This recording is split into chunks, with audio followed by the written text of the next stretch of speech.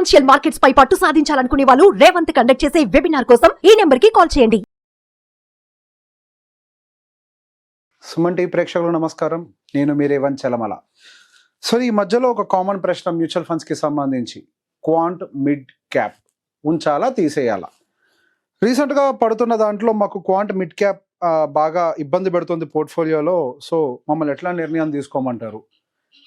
So basic ఇంతకుముందు ఎందుకు enter అయ్యారు అనేది మీకు క్లారిటీ ఉంటే ఇప్పుడు ఎందుకు ఎగ్జిట్ అవ్వాలో కూడా క్లారిటీ ఉంటుంది. సో ఇంతకుముందు ఎంటర్ అయ్యేటప్పుడు లాస్ట్ 5 year హిస్టరీ 10 ఏదో చూసుంటాం కదా, 5 star రేటింగ్ అవి చూసే ఎంటర్ అయ్యారు. మరి ఇప్పటికీ కూడా 5 year హిస్టరీ యావరేజ్గా అయితే ఏం మారలేదే. అదే 5 star రేటింగ్ పరంగా కూడా ఏమీ చేంజ్ కాలేదు కదా. మరి ఏం చేంజ్ కాకుండా ఎందుకు ఎగ్జిట్ అవ్వాలి? సింపుల్. ఎందుకనంటే రిటర్న్స్ అంతా వీక్ అయిపోయాయంట. ఎస్, రిటర్న్స్ డెఫినెట్గా క్వాంట్ స్మాల్ అండ్ మిడ్ రెండిట్లో కూడా తగ్గిపోయాయి. ఆల్మోస్ట్ అది లాస్ట్ 6 months డెలివరీ చూసుకుంటే ఆల్మోస్ట్ -9% ఉంది స్మాల్ క్వాంట్ మిడ్ క్యాప్ అయితే. వేర్ ఇస్ మనకు అదే పియర్ మ్యూచువల్ ఫండ్స్ అన్నీ కూడా బెటర్గానే ఉన్నాయి, కానీ దాదాపుగా మనకి క్వాంట్ మిడ్ క్యాప్ ఎక్కువగా కరెక్ట్ అయింది. Yes, there is no doubt. And even last 1 monthలో కూడా కొంత డీపర్ కరెక్షన్స్ కనిపించాయి. యాక్చువల్గా మెజారిటీ ఆఫ్ ద ఫాల్ అంతా కూడా లాస్ట్ 1 monthలో వచ్చిందే అయ్యి ఉండొచ్చు. సో బేసిక్గా మొన్నటిదాకా నమ్మాం కదా ఆ ఏఎంసీని కానీ ఆ ఫండ్ని కానీ. ఒక్కసారి దాన్ని నమ్మిన తర్వాత మళ్ళీ ఇప్పుడు ఏదో కొంత కరెక్షన్ వచ్చింది కదా అని చెప్పేసి బయటికి ఎలా వెళ్తారు? సో బేసిక్గా ఏ మిడ్ క్యాప్లో కానీ స్మాల్ క్యాప్లో కానీ సో డెఫినెట్గా there will be a volatility. వాళ్ళు ఎక్కువ రిటర్న్స్ ఇచ్చినప్పుడు మనం తీసుకున్నప్పుడు దాంట్లో వాలటాలిటీ కూడా ఉంటుందన్న ఒక విషయాన్ని మనం అర్థం చేసుకోవాలి. Where there is high return there will be high volatility on the down side also. రెండూ ఉంటాయి.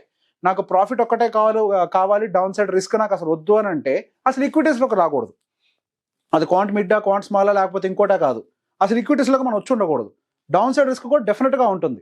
కొంత క్వాంట్ గ్రూప్ కొంత అగ్రెసివ్ స్టెప్స్ తీసుకుంటుంది, దానివల్ల మీకు రిటర్న్స్ కూడా ఇచ్చారు, దానివల్ల ఇప్పుడు కొంత డ్రాప్ కూడా కనిపిస్తుంది.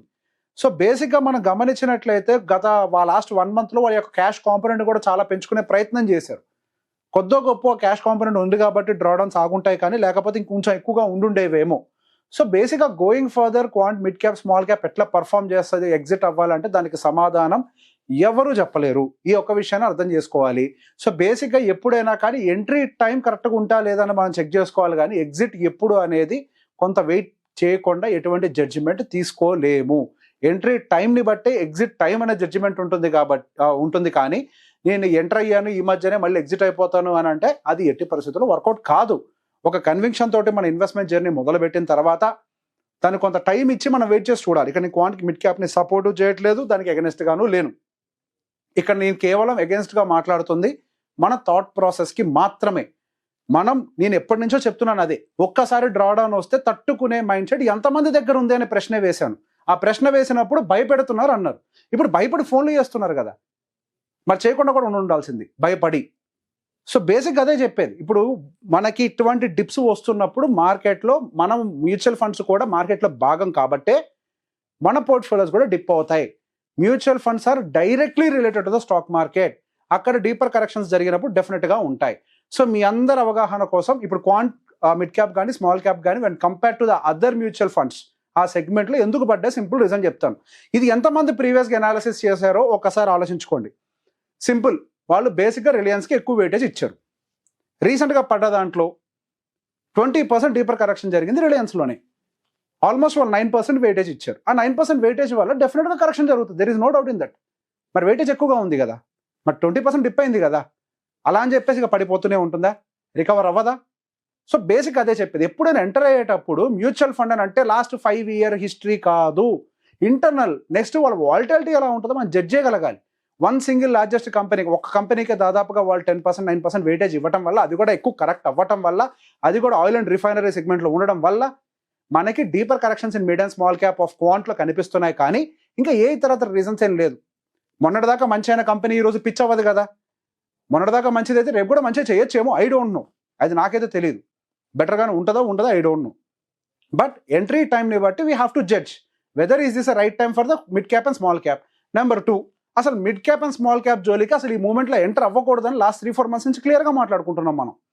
స్టిల్ ఏదో ర్యాలీ మిస్ అయిపోతున్నామని చెప్పేసి ఎంటర్ అయిపోయారు. వెళ్ళిపోతుంది మార్కెట్, ఎక్కడికో వెళ్ళిపోతుంది, రిటర్న్స్ వెళ్ళిపోయాం, ఎంటర్ అయిపోయాం. విపరీతమైన ఎంట్రీలు, ఫుల్ ఫ్లోస్. ఎంతలాగా ఎంటర్ అయిపోయామనంటే ఈవెన్ అసలు mid cap small cap segment of క్వాంటే భయపడిపోయినాయి. ఇంత ఎంట్రీ వస్తుంది, రేపు ఒకేసారి వాళ్ళు రిడెంప్షన్ కొడితే మేము క్యాష్ ఇవ్వాలి వాళ్ళకి రిటర్న్లో. అప్పుడు ఒకేసారి మేము కనుక స్టాక్స్ని సెల్లింగ్ చేయడం మొదలు పెడితే మా ఫండ్ మేమే కింద పడేసుకురావడం అవుతాం అన్న భయమో ఏమో నాకు తెలియదు. కానీ వాళ్ళు రికార్డ్ హై క్యాష్ని మెయింటైన్ చేయడం మొదలుపెట్టారు. కేవలం దాదాపుగా క్వాంట్ స్మాల్ క్యాప్లోనే దాదాపుగా సెప్టెంబర్ మంత్లో వాళ్ళు నియర్ టు 13-14% వరకు క్యాష్ కాంపోనెంట్లోకి వెళ్ళిపోయారు. క్యాష్ అవ్వచ్చు, ట్రెజరీ బిల్స్ అవ్వచ్చు. అక్టోబర్లోకి వచ్చిన తర్వాత కొద్దిగా తగ్గించుకున్నారు. అంటే కొంచెం మార్కెట్ పడ్డది కదా, మార్కెట్ కట్టప్పుడు ఏదో కొంత కొనడానికి ట్రై చేశారు.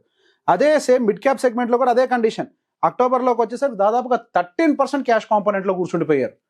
సో బేసిక్ ఇంత క్యాష్ కాంపోనెంట్లో కూర్చునే అంతగా భయపెట్టేశారు అందరు కలిసి క్వాంట్ని.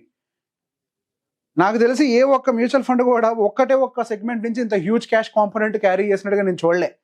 అట్లాంటిది ఇది ఒక రికార్డ్ హై, ఒక రకంగా చెప్పాలంటే హ్యూజ్ క్యాష్. సహజంగా 15% ఆ రేంజ్ దాటింది అని అంటే నేను ఒక రకంగా దాన్ని ఒక హైబ్రిడ్ ఫండ్లో ట్రీట్ చేస్తాను. అగ్రెసివ్ హైబ్రిడ్ ఫండ్ కేటగిరీలోకి చూస్తాను దాన్ని. అట్లాంటిది ఒక స్మాల్ అండ్ మిడ్ క్యాపే ఒక హైబ్రిడ్ ఫండ్ కేటగిరీ లాగా వాళ్ళే మలుచుకున్నారు అని అంటే నియర్ ఆ కండిషన్కి. That is just because of our overflows. ఇప్పుడు ఏ ఫండ్ హౌస్ అయినా కానీ మన ఫండ్స్ని ప్రొటెక్ట్ చేయడానికే ట్రై చేస్తారు. ఏ ఫండ్ హౌస్ కూడా వాళ్ళ ఫండ్ కింద పడేసుకోవాలని కోరిక ఉండదు. ఇప్పుడు ఓవర్ఫ్లోస్ వచ్చాయి, రేపు మార్కెట్ పడుతుంది, దట్ ఎవ్రీ వన్. అది నేను చెప్పా, వాళ్ళు చెప్పారు, అందరు చెప్పారు, ఎవరు చెప్పినా మనం వినలేదు. మార్కెట్ కిందకు వచ్చినప్పుడు ప్యానిక్లోకి వస్తున్నాం, మనం మిడ్ క్యాప్ అమ్మేయాలా, స్మాల్ క్యాప్ అమ్మేయాలా, ఈ ప్యానికే వస్తుంది. సో ఎంట్రీ తీసుకునేటప్పుడు సరైన ఎంట్రీలు తీసుకోండి, ఇంటర్నల్స్ చెక్ చేసుకోండి, ఏ సెగ్మెంట్లోకి ఎంటర్ అవుతున్నామో చూసుకోండి. లేదు ఒకసారి ఎంటర్ అయిన తర్వాత దాని ఫండమెంటల్స్ అంతా బాగున్నాయని అంటే దాంతో స్టిక్ అయి ఉండాలి. హై రిటర్న్స్ వచ్చేటప్పుడు హై వాలటాలిటీ కూడా అందులో ఉండడానికి అవకాశం ఉంటుందన్న విషయాన్ని మైండ్లో పెట్టుకోండి. Small and mid cap will have very high volatility nature. అది బై డిఫాల్ట్గా అందరికీ తెలిసిన విషయమే. హై వాలటాలిటీ ఎందులో ఉంటుందంటే స్మాల్ అండ్ మిడ్ క్యాప్లో ఉంటుంది, అందరికీ తెలుసు. తెలిసినప్పటికీ కూడా పిక్ చేసిన తర్వాత వాలటాలిటీ వస్తే తట్టుకోలేమంటే కుదరదు. ఈ మార్కెట్లో వాలటాలిటీ ఉంటుంది. ఈ మార్కెట్లో వచ్చిన వాళ్ళందరూ ఖచ్చితంగా వాలటాలిటీని తట్టుకొని నిలబడ్డ వాళ్ళే ఖచ్చితంగా గెలుస్తారు. ఎవరు గెలుస్తారు అంటే తట్టుకోగలిగిన వాళ్ళు. తట్టుకోలేని వాళ్ళందరూ కూడా ఇట్లాంటి ఫాల్స్, ఇట్లాంటి ప్యానిక్ సిచ్యువేషన్స్లో బయటికి వెళ్ళిపోయే ప్రయత్నం చేస్తారు. ఇక మీదట స్టెబిలైజ్ అయిపోతుందా అని అంటే మార్కెట్, అది ఎవ్వరూ చెప్పలేరు. Mid and small cap valuations ఇంకా ఇన్లైన్లోకి రాలేదు. ఇక మీదట ఇన్లైన్లోకి రావడానికి ఎంత అవకాశం ఉంటుంది అనేది నెక్స్ట్ క్వార్టర్లో వచ్చే నెంబర్స్ని బట్టి అర్థమవుతుంది. ఇప్పుడు వచ్చిన క్వార్టర్ నెంబర్స్ ఏవి కూడా అంత ఫేవరబుల్గా లేవు కాబట్టి డీపర్ కరెక్షన్స్ ట్రిగ్గర్ అయ్యాయి. నెక్స్ట్ వచ్చే క్వార్టర్ నెంబర్స్ని బేస్ చేసుకొని నెక్స్ట్ మనకి మిడ్ అండ్ స్మాల్ క్యాప్లో రివైవల్ ఉంటుందా, లేకపోతే ఏదైనా టైం బేస్డ్ కరెక్షన్ ఉంటుందా, లేకపోతే ఇంకా ప్రైస్ కరెక్షన్ జరుగుద్దా, ఏంటి అనేది గోయింగ్ ఫర్దర్ అగైన్ మళ్ళీ ఒకసారి అనలైజ్ చేసుకునే ప్రయత్నం చేద్దాం. Thank you very much.